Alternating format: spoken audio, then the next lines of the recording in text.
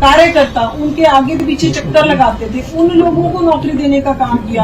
एक विशेष वर्ग के लोगों को नौकरी देने का काम किया, एक विशेष वर्ग के लोगों को नौकरी देने का काम किया। अगर सीधे कहा जाए इस बात को, तो आप मान सकते हैं कि ये जाट समुदाय के बारे में कह रही हैं।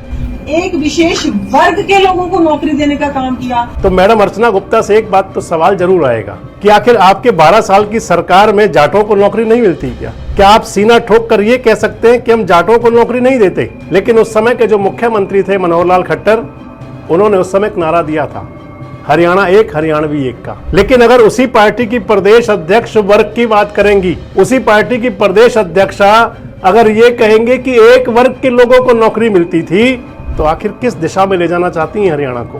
तो इसे आप मान सकते हैं कि एक अनुभवहीन होना। दोस्तों नमस्कार, मैं संजय मग्गू और मौजूद हैं देश रोजाना के डिजिटल मीडिया मंच पर। हरियाणा के अंदर विशेष वर्ग कौन सा है?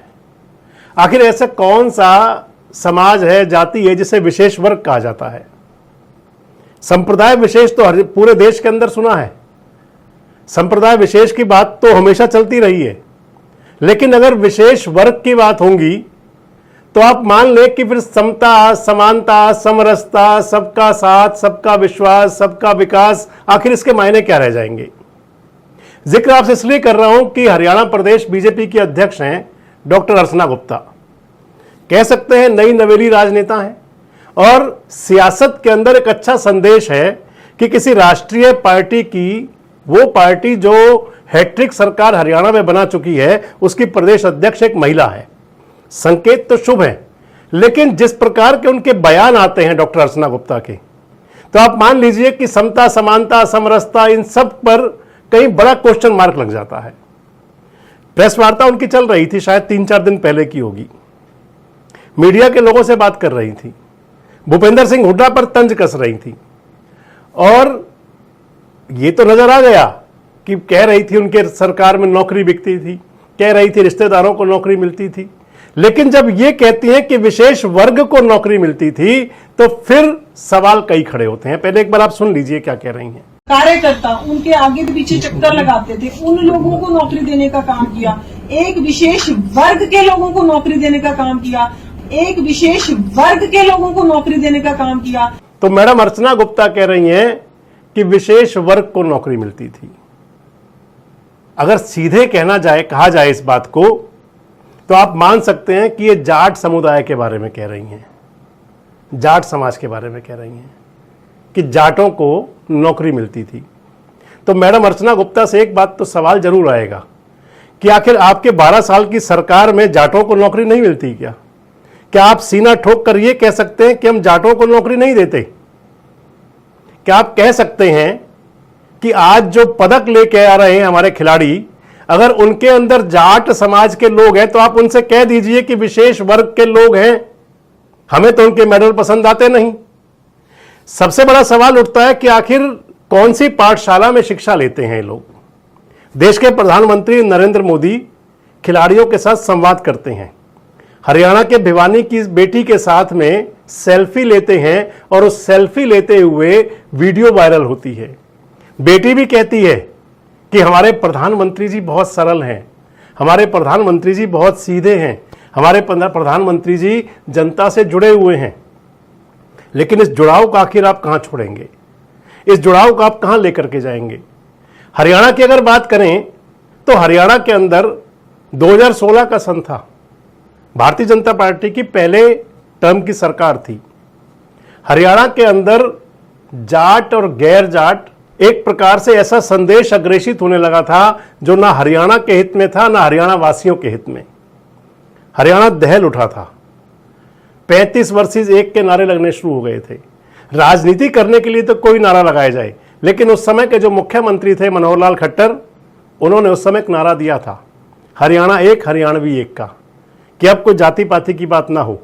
लेकिन अगर उसी पार्टी की प्रदेश अध्यक्ष वर्ग की बात करेंगी, उसी पार्टी की प्रदेश अध्यक्षा अगर ये कहेंगे कि एक वर्ग के लोगों को नौकरी मिलती थी, तो आखिर किस दिशा में ले जाना चाहती हैं हरियाणा को? क्या हरियाणा का जो सामाजिक सौहार्द, बीच में बहुत खराब हो गया था, अगर आज कुछ ठीक होना शुरू हुआ है तो क्या उस सामाजिक ताने बाने को सामाजिक सौहार्द में कहीं विष घोलना चाहते हैं? हालांकि उनकी मंशा क्या थी मैं उस पर नहीं जाऊंगा, किस इरादे से कह रही थी मैं उस पर भी नहीं जाऊंगा। विशेष वर्ग इतना जरूर है, जहां तक समझ जाएगी तो वो विशेष वर्ग जाट समाज के लिए नाम ही आएगा। आखिर क्यों कह रही थी? जो मैं आपको बता रहा था कि हरियाणा की सियासत के अंदर जिस विशेष वर्ग की बात हो रही है, हालांकि आज समय ऐसा आ चुका है कि जाति मुक्त समाज की बातें होनी चाहिए। अगर मनोहर लाल खट्टर ने कहा था हरियाणा एक हरियाणवी एक, तो उस नारे को सबसे ज्यादा जरूरी है कि भारतीय जनता पार्टी के नेता अपने अंदर आत्मसात कर लें, अपने मन में इस भावना को बिठा लें कि अब हरियाणा एक और हरियाणवी एक हैं। अगर उनके मन में किसी प्रकार के कोई वहम है तो वो निकाल दें उन बातों को, बेहतरी तो इसमें है। लेकिन अगर वो विशेष वर्ग की बात करेंगी तो उस विशेष वर्ग के अंदर भी संदेश तो खराब होगा। और आज अगर, क्योंकि ये लोकतंत्र है और लोकतंत्र के अंदर गिनती जो हुआ करती है वो वोटों की होती है, वो सिरों की हुआ करती है।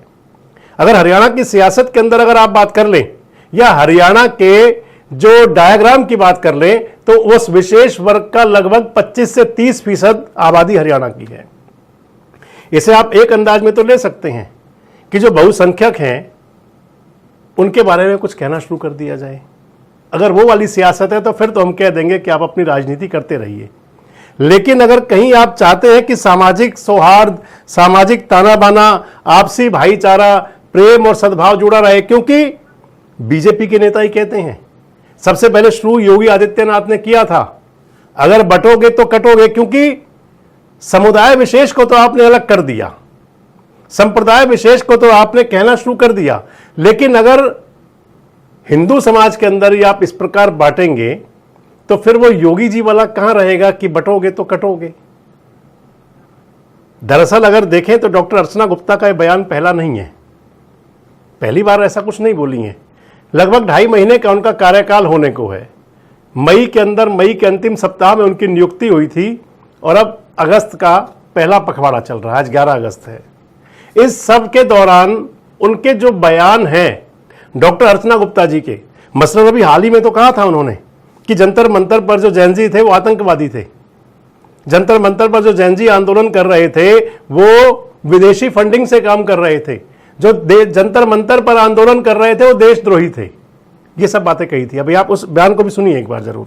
उस आंदोलन में अराजकता, उस आंदोलन में आतंकवादी, आप सब ने देखा कितनी बड़ी संख्या में पुलिसकर्मी घायल हुए, कितनी, एक महिला पुलिस कांस्टेबल की तो डेथ भी हो चुकी है, एक पुलिस वाले अधिकारी की आंख चली गई। तो ये सब शोभनीय नहीं है। तो एक बार तो छात्रों को जैन जी को कहना और फिर विशेष वर्ग के लिए कहना। अब इससे पीछे जाए उनके बयान जो हास्यास्पद है, मैं कल भी आपके साथ वीडियो शेयर कर रहा था, कह सकते हैं कि एक अनुभवहीन नेता के बारे में इस प्रकार के बयान। कह रही थी कि मोदी ने पानी से चलने वाली रेल बना दी। ध्यान होगा आपको, जब जींद में प्रधानमंत्री मोदी आए थे हाइड्रोजन रेल ट्रेन का उद्घाटन करने के लिए, उससे ठीक पहले उनका एक बयान था, सभा को संबोधित कर रही थी कार्यकर्ताओं को। उनके स्वागत समारोह चल रहे थे, शायद पूरे हो चुके हैं अब तो सभी जिलों में, और होने भी चाहिए। तो एक स्वागत समारोह के दौरान कह रही थी कि मोदी ने पानी से चलने वाली ट्रेन बना दी। ये भी कहा था मोदी ने पानी से ट्रेन चला दी, जींद हल्के से सोनीपत हल्के में। वैसे इन सब बयानों को अगर देखें, एक बयान आपको और भी ध्यान होगा कि शवों को जो अंतिम संस्कार हुआ करता है उसके लिए, हालांकि आज एलपीजी से चलने वाली जो अंत्येष्टि क्रिया के लिए है सब कुछ, इसके साथ साथ इलेक्ट्रिक भी है, लेकिन उन सब को कहा तो जाता है अंतिम संस्कार किया जाना, और उन्होंने कहा था कि एक मशीन बना दी जाए, इस प्रकार की ये बयान भी था। तो इसे आप मान सकते हैं कि अनुभवहीन होना, और अपने बयानों से खुद उसको जता जाती हैं। अब सबसे बड़ा सवाल ये है कि क्या वो विशेष वर्ग की जो बात कर रही थी, क्या अपने बयान को वो डिफाइन करेंगी, बताएंगे अच्छे से किसके लिए कह रही थी, किस अंदाज में कह रही थी, क्यों कह रही थी, और क्या कहेंगी कि ऐसा कहने से जो समरसता और समानता की बात है क्या वो रह जाएंगी, बटोगे तो कटोगे वाला नारा क्या सार्थक हो जाएगा, और क्या हरियाणा एक, हरियाणवी एक के संदेश को अग्रेसित करने की दिशा में इस प्रकार के बयान परेशान नहीं करेंगे? कमेंट बॉक्स में अपनी राय जरूर दें। जुड़े रहे हमारे साथ, देखते रहे देश रोजाना। हमारे साथ जुड़े रहने के लिए सब्सक्राइब करें देश रोजाना के YouTube चैनल को और नई वीडियो की नोटिफिकेशन पाने के लिए बेल आइकन जरूर दबाएं। अगर आप ये वीडियो फेसबुक या इंस्टाग्राम पर देख रहे हैं तो पेज को लाइक और फॉलो जरूर करें और ज्यादा से ज्यादा शेयर करें।